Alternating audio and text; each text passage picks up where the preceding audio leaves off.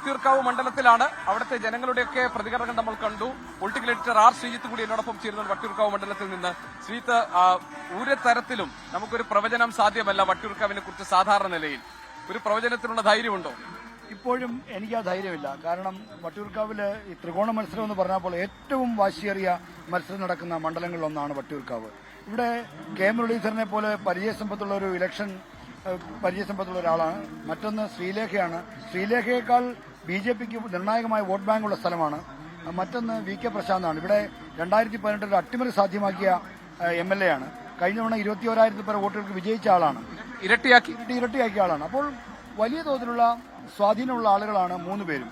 അവിടെ ഒരു പ്രവചനം അസാധ്യമാണെന്ന് പറയാൻ കാരണം അത് വേറെ നമ്മളൊരു പത്രഭാഷയിലോ ഒരു ആലങ്കാരിക ഭാഷയിലോ പറയുന്നതല്ല. കാരണം ആര് ജയിക്കുമെന്നത് അവസാന റൗണ്ട് വരെ കാത്തിരിക്കേണ്ടി വരും. അല്ലെങ്കിൽ ഒരു ട്രെൻഡ് ഉണ്ടാവണം ആർക്കെങ്കിലും അനുകൂലമായി. അതിനപ്പുറത്തേക്ക് ഇപ്പോൾ നമ്മൾ പറയുമ്പോൾ, ഈ ഘട്ടത്തിൽ പറയുമ്പോഴും വട്ടിയൂർക്കാവിൽ ഒരു പ്രവചനം സാധ്യമല്ല. എങ്കിലും മുരളീധരന്റെ പരിചയസമ്പത്തിന് നമ്മളൊരു മാർക്ക് കൊടുക്കണം. VK പ്രശാന്തിന്റെ ജനകീയതയ്ക്കും ഒരു മാർക്ക് കൊടുക്കണം. BJPയുടെ വോട്ട് ബാങ്കിന് മാർക്ക് കൊടുക്കണം. പക്ഷെ അപ്പൊ അതിന്റെ ഒരു കാര്യമുണ്ട്. BJPയുടെ വോട്ട് ബാങ്കും കെ മുരളീധരനുമായി പറഞ്ഞതുകൊണ്ടാണ് ഞാൻ ചോദിക്കുന്നത്. കെ മുരളീധരൻ ഇനി എവിടെ നിന്നാലും ഞങ്ങൾ തോൽപ്പിക്കും എന്ന ഒരു ഭീഷണി BJPയുടെ ഭാഗത്തുനിന്നുണ്ടായിട്ടുണ്ട്. അത് വട്ടിയൂർക്കാവിൽ യേശുമോ? അങ്ങനെ ഒരു കാര്യം, അങ്ങനെ ഒരു BJPയുടെ ഭാഗത്തുനിന്ന് ഭീഷണിയുണ്ട്. അത് നേമത്ത് വന്ന് മത്സരിച്ചതാണ് അവർക്ക് ഏറ്റവും വലിയ വൈരാഗ്യം മുരളീധരനോട് ഉണ്ടാക്കിയത്. എന്നാൽ ഇവിടെ മുരളീധരന് അനുകൂലമായി വോട്ട് ചെയ്യുന്ന BJPക്ക് വോട്ട് നേരത്തെ മുൻകാലങ്ങൾ ചെയ്തിരുന്നവരും മുരളി പോയപ്പോഴാണ് അത്തരം വോട്ടുകൾ മാറിയത്. മുരളിക്ക് വോട്ട് ചെയ്യുന്നവർ ഇവിടെയുണ്ട്. അതേസമയം ഇടതുപക്ഷത്തു നിന്നും BJPക്ക് മുരളീധരന് വേണമെങ്കിൽ വോട്ട് കിട്ടാം. കാരണം വട്ടിയൂർക്കാവുമായി അദ്ദേഹത്തിന് വലിയ ബന്ധമുണ്ട്. ആ ഒരു ബന്ധം, ഒപ്പം തന്നെ ഒരു യൂത്തിനൊക്കെ ഇടയിൽ VK പ്രശാന്തിനുള്ള സ്വാധീനം, ഇതൊക്കെ വരുമ്പോഴാണ് പ്രവചനാതീതമായ മത്സരമായി മാറുന്നത്. കാരണം വലിയ തോതിലുള്ള ഒരു അടിസ്ഥാന സൗകര്യ വികസനത്തിനുള്ള ശ്രമം, ഒരു ഇടപെടൽ ഇവിടെ തുടങ്ങിയിട്ടുണ്ട്.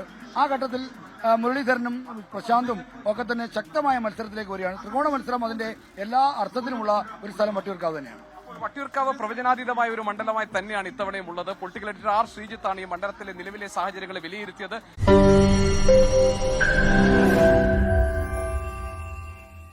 ലോകത്തെവിടെയായാലും ഏത് സമയത്തും 24 വാർത്തകളും ഓഗ്മെന്റഡ് റിയാലിറ്റി പാക്കേജുകളും എക്സ്പ്ലെയിനറുകളും വിശദമായി കാണാൻ ഞങ്ങളുടെ YouTube ചാനൽ നിങ്ങൾക്ക് സബ്സ്ക്രൈബ് ചെയ്യാം.